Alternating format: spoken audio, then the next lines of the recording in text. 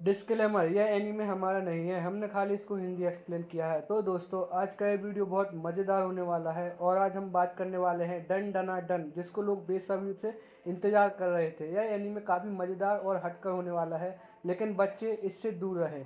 चलो बिना न देरी करते हुए इस एपिसोड को स्टार्ट करते हैं। एपिसोड की शुरुआत होती है ओमो यानसे नाम की एक लड़की से, जो कि अपने बॉयफ्रेंड से परेशान हो चुकी है क्योंकि वो एक नंबर का बेशरम है। वो डेट पर जाने के लिए भी मोमो से पैसे मांगता है और अब वो मोमो मना कर देती है तो वह उसे लव होटल ले जाने को बोलता है, लेकिन उसके पैसे भी मोमो ही के देने पड़ेंगे। अब यह सुन मोमो गुस्सा हो जाती है और उसे खींच के एक लात मारती है, पर उसके सामने वह काफ़ी कमज़ोर थी तो वह लड़का ओमो ही नीचे गिरा देता है और उसके ब्रेकअप कर लेता है। ओमो अब यह बात बताती है अपने दोस्तों को और कहती है कि अच्छा हुआ वो लड़का एक नंबर का था, पता नहीं ओमो उससे क्या देखा।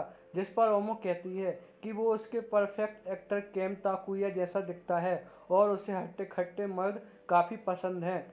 जिस पर उसकी दोस्त कहती है कि इस तरह के लड़के तो अब दिखना ही बंद हो गए हैं। ओमो अब काफ़ी उदास थी और मन में सोच रही थी कि पता नहीं कब उसने केन कुमारा जैसा मर्द मिलेगा, नहीं मिलेगा या पता नहीं।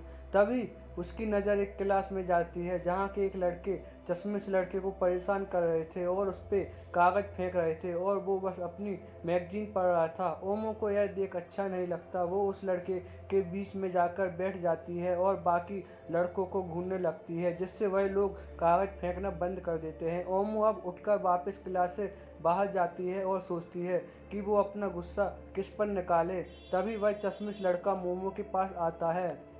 लग रहा था कि मोमो उसे लाइक करती है, इसलिए वह उसके पास आकर बैठी थी। मोमो अब बोलती है कि शायद तुम्हें कोई गलतफहमी हो गई है और मोमो को उसमें ज़रा सा भी इंटरेस्ट नहीं है। लेकिन फिर वो लड़का मोमो को अपनी मैगजीन के बारे में बताने लगता है कि कैसे यूएफओ और एलियन सच में होते हैं, लेकिन इस दुनिया के बारे में कुछ नहीं पता। लेकिन ऐसा कई सारे सबूत हैं जिसमें यूएफओ को देखा गया है। ओमो बताती है कि उसने नहीं लगता कि यूएफओ या एलियंस होते हैं, नहीं उसके बारे में इनको कुछ नहीं जानना। इतना कहकर ओमो जाने लगती है, लेकिन फिर वह लड़का ओमो के सामने एलियंस के बारे में बड़ा बड़ा के बातें करने लगता है। अब ओमो गुस्सा हो जाती है और कहती है कि अपना बकवास बंद करो, शायद इसलिए तुम्हारा कोई फ्रेंड नहीं है और ना ही कभी होगा। यह सुनकर उस लड़के को बहुत बुरा लगता है और उसके हाथ से मैगजीन गिर जाती है। ओमो को तुरंत ही एहसास होता है कि शायद उसने कुछ ज़्यादा ही बोल दिया। वो उसकी मैगजीन उठाते हुए उस लड़के को सॉरी बोलती है और कहती है कि उसे नहीं लगता कि एलियंस होते हैं, पर मैं मानती हूँ कि भूत सच में होते हैं। यह सुन के वो लड़का हंसने लगता है कि भूत जैसी कोई चीज़ नहीं होती, पागल हो क्या। यह सुनकर ओमो उस पर बहुत भड़क जाती है। दोनों अब लड़ने लगते हैं। ओमो कहने लगता है कि भूत सच में होते हैं और एलियंस नहीं। वह उस लड़के को मना मना के थक गई थी कि सिर्फ एलियंस ही असली होते हैं। उन्हें लड़ते हुए ओमो की दोस्त देख लेते हैं और लगता है कि ओमो को अपना एक नया बॉयफ्रेंड मिल गया है और उन दोनों को जोड़ी काफ़ी अच्छी लग रही थी। ओमो अब उस लड़के को चिल्लाकर कहती है कि वह किसी भूतिया जगह पर जाकर दिखाए और अगर उसे वहाँ भूत दिखाई देता है तो वो ओमो का नौकर बन जाए। जिस पर वो लड़का भी कहता है कि ओमो उसकी बताई गई जगह पर जाएगा और अगर उसने वहाँ एलियंस देख लिए तो ओमो की उसकी नौकर बनना होगा। दोनों को शर्त मंजूर थी। अब रात के समय ओमो नामी जनरल हॉस्पिटल पहुंच जाती है, जो कि कई सालों से बंद पड़ा था। ओमो ने उस लड़के का नाम बताया है, ओनार। ओनार कार पर ओमो को बताता है कि यह हॉस्पिटल एलियंस का अड्डा माना जाता है। अगर वह इसकी छत पर जाएगी तो एलियंस जरूर उसे किडनैप कर लेंगे और उसकी बॉडी के साथ एक्सपेरिमेंट करेंगे। ओमो पूछती है कि इसका आज तक किडनैप हुआ ही नहीं, जिस पर ओनार बोलता है कि हुआ होगा और शायद एलियंस ने उसकी याददाश्त मिटा दी होगी। ओनार की बातों से ओमो का साफ साफ पता चल रहा था कि उसने खुद आज तक कोई एलियंस यूएफओ नहीं देखा। ओनार भी ओमो की बताई गई जगह पर पहुंच गया था, जो कि एक पुरानी टनल है। ओमो कहती है कि यह टनल बहुत ज़्यादा भूतिया है, ऐसे उसने ऑनलाइन पढ़ा था। ओनार बोलता है कि वह उस टनल में जाकर साबित कर देगा कि भूत जैसी चीज नहीं होती, लेकिन फिर भी उसे डर लग रहा था और वह गाना गाते हुए अंदर जाने लगता है। और ओनार को भी पता चलता है कि ओमो खुद कभी भूत नहीं देखा। वो उस पर चिल्लाने लगता है कि जब उसने खुद कभी भूत नहीं देखा तो वो उन पर यकीन कैसे कर सकती है। जिस पर ओमो बताती है कि उसकी दादी असल में एक स्पिरिट मीडियम है, यानी कि वह आत्माओं से बात कर सकती है। ओमो की उसकी दादी ने ही पाला है क्योंकि उसके पेरेंट्स मर चुके हैं। जब ओमो छोटी थी तब अपने सर पर हाथ रखकर वह एक रिचुअल पोज बनाकर बाहर निकलती थी। उसकी दादी का कहना था कि ऐसा करने से बुरी शक्तियाँ दूर रहती हैं। वो पोज बनाकर स्कूल में जाती थी और लड़के उसका मजाक उड़ाया करते थे, बल्कि जिस लड़के को ओमो पसंद करती थी वो उसका मजाक उड़ाने लगता है, जिससे मोमो को बहुत बुरा लगता है। उसे अपनी दादी से नफरत हो जाती है और वह उन्हें बुरा भला कह देती है, जिसके बाद कई दिनों तक उसकी अपनी दादी से बात नहीं होती। लेकिन बाद में ओमो को रियलाइज हुआ कि ओमो को इस बात से गुस्सा नहीं आया था कि उस लड़के ने मोमो का मजाक उड़ाया, बल्कि वह इस बात से गुस्सा थी कि उस लड़के ने उसकी दादी का मजाक उड़ाया। ओमो अपनी दादी से बहुत प्यार करती है और उसने उन पर पूरा भरोसा है, इसलिए उसे इस बात पर भी भरोसा है कि भूत जैसी चीज होती हैं। अब वो ओनार से पूछती है कि उसे क्या लगता है एलियंस होते हैं, लेकिन ओनार उसे कुछ नहीं बताता और बोलता है कि इसके पीछे कोई रीजन हो, ऐसा जरूरी नहीं। खैर, ओनार के अब टनल में खून को पंजों का निशान दिखाने लगते हैं और अब वह पीछे मुड़ता है तो उसे एक डरावनी सी बुढ़िया दिखती है जो कि एक भूत है।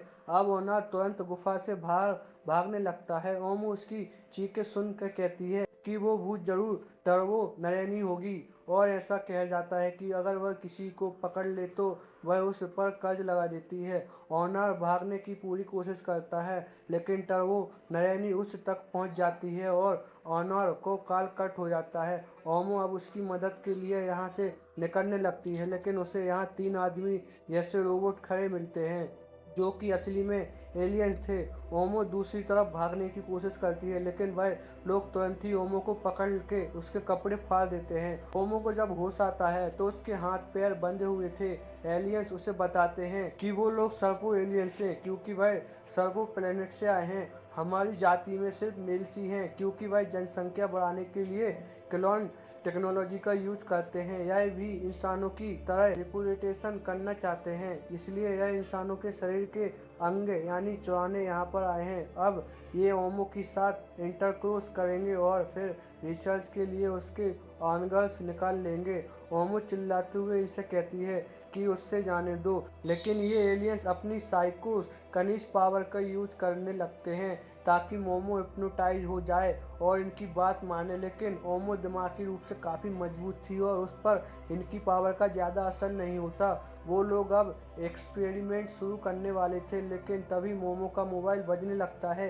एक एलियन जब उस मोबाइल को उठाता है तो उसे जोर से एक लात पड़ती है और फिर उस मोबाइल में से एक भूत निकलकर बाहर आता है। यह भूत फिर उस एलियन को काट कर दूर फेंक देता है। यह भूत और कोई नहीं बल्कि ओनार है, जिस पर टर्बो नरैनी का कर्ज लग चुका है। ओनार खुद को कंट्रोल नहीं कर पा रहा था और नरैनी उसे कर लेती है। दूसरा एलियन बोलता है कि मोबाइल में से टेलीपोर्ट होने का टेक्नोलॉजी तो अभी हमारे पास भी नहीं है। तुम जो भी हो यहाँ से चले जाओ या तो हमें अपना बनाना दो। एलियन सब अपनी पावर का यूज करने लगते हैं, लेकिन नरैनी इतनी तेज थी कि उसे पर एलियंस की शक्ति का असर नहीं होता और वह दूसरे एलियंस को भी काटकर उसका बनाना निकाल लेती है। अब तीसरा एलियंस अपने अटैक से नरैनी को दूर फेंक देता है और बोलता है कि उन्होंने इंसानों पर कभी हमला नहीं किया है, तो चुपचाप हमें अपना बनाना दे दो। ऑनर बोलता है कि उन्हें जो भी चाहिए वो देने के लिए तैयार है। वो कितने टाइम से एलियंस को दिखाना चाहता था क्योंकि उससे कभी कोई दोस्त नहीं बने। उसे लगता था कि कम से कम एलियंस तो उससे जरूर दोस्ती करेंगे, इसलिए वह बचपन से ही आसमान में देखा करता था और सोचता था कि कोई एलियंस उसके पास आएगा, लेकिन ऐसा कभी नहीं हुआ। ऑनर को हमेशा दूर बच्चे बुली करते थे और किसी को उससे कोई फर्क नहीं पड़ता था कि वह जिंदा भी है या नहीं। लेकिन फिर ओमो उसकी हेल्प करने के लिए आई, इसलिए वह ओमो को कुछ नहीं होने देगा। तो एलियंस को भी करना है ऑनर के साथ लेकिन ओमो को जाने दे और उसके लिए वह मॉन्स्टर बनने के लिए भी तैयार है। इतना कहकर ओनार का कर्ज फिर से उस पर हावी हो जाता है। ओमो भी चिल्लाती है कि उन्हें दिखा दो कि तुम एक असली मर्द हो। वो एलियन फिर से ओनार पे अटैक करता है और ओनार तुरंत ही हार मान लेता है। ओमो बोलती है कि यह तो शुरू होने से ही पहले खत्म हो गया। एलियन अब फिर से ओमो को हिप्नोटाइज करने लगते हैं और कहते हैं कि हम लोग मेल इंसानों से कोई मतलब नहीं है। ओमो को अब अपनी दादी का एक फ्लैशबैक याद आता है जिसमें वह ओमो को उसकी शक्ति बाहर निकालना सिखा रही थी ताकि वह हमेशा बुरी चीज़ों से खुद को बचा सके। लेकिन ओमो यह रिचुअल करने से मना कर देती है क्योंकि बच्चे उसका मजाक उड़ाते थे। ओमो यह करते हुए भाग जाती है कि वह अपनी दादी से नफरत करती है और वह नकली स्क्रिप्ट है। ओमो अब सोचती है कि यह बातों से उसे अब क्यों याद आ रही है। ओमो अब ध्यान लगाकर वही करती है जो उसकी दादी ने सिखाया था और अचानक से उसके अंदर साइकिक पावर आ जाती है जिससे वह टेबल को तोड़कर आज़ाद हो जाती है। ये देखकर ओनर काफ़ी शॉक हो जाता है। ओमो खुद को यकीन नहीं कर पा रही थी कि उसके अंदर साइकिक पावर आ गई थी। एलियंस की पावर भी ओमो की पावर के सामने कमज़ोर पड़ रही थी। ओमो अब समझ जाती है कि उसकी दादी सच में एक स्क्रिप्ट है। वह उन्हें थैंक यू बोलती है और उस तीसरे एलियन को भी जोरदार लात मारती है जो कि इतनी पावरफुल थी कि वो एलियन यूएफओ को तोड़ते हुए बाहर जाकर गिरता है। और यह यूएफओ बाहर से देखने में एक मून की तरह लग रहा था लेकिन अब यह अपने असली रूप में आ जाता है और नीचे गिरने लगता है। ओमो देखती है कि ओनार पूरी तरह से भूत बन गया था। वह ओमो को अभी काटने आता है लेकिन ओमो भी अपनी पावर से टर्बो नैनी को ओनार से अलग कर देती है। लेकिन ओनार पर कर्ज भी लगा हुआ था तो टर्बो नरैनी कहती है कि उसने इस लड़के को दोनों कोटियाँ निकाल ली है और अब तक उसके पास कोटियाँ हैं। ओनार पर कर्ज लगा रहेगा। अगर यह ओनार को कर्ज से मुक्त दिलाना चाहती है तो इन्हें नरैनी से उसी टनल के आकर लड़ना होगा। इतना कहकर टर्बो नरैनी गायब हो जाती है। यूएफओ अब उसे हॉस्पिटल की बिल्डिंग से टकरा के नीचे क्रैश हो जाता है लेकिन ओमो ओनर को लेकर वहां से बाहर चली जाती है। दोनों अब गलत और सही साबित हो गए थे क्योंकि एलियंस भी होते हैं और भूत भी। ओमो को एलियंस ने किडनैप किया और ओनर को भूत ने कर्ज लगा दिया।